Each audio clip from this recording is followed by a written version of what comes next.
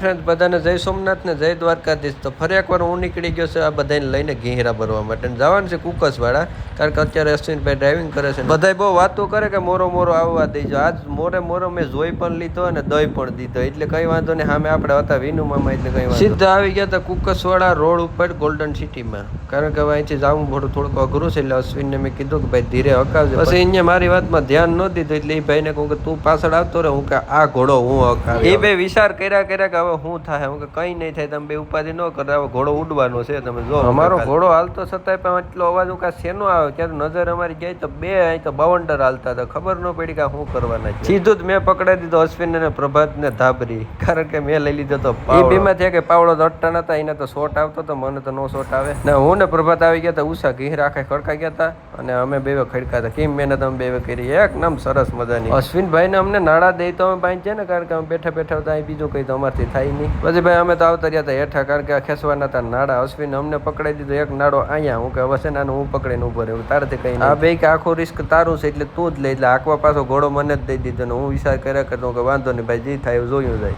પછી ધીરે ધીરે ઘેર પહોંચી ગયા મારા વાલા. પછી આ ઠાઠું અમે ખોલી નાખ્યું ને કરી દયાનું હું આવી ગયો તો ડ્રાઇવિંગ સીટ પર ઉલાર્યો કરવા, કારણ કે ઝટકી મરવાની મને મજા આવતી હોય ને. તો ફાઇનલી ઘેર આખા ઠલવાઈ ગયા છે ને. હવે છે ને હું આખા ટ્રેક્ટર ભાઈજીનું છે ને એને હોપી દઉં.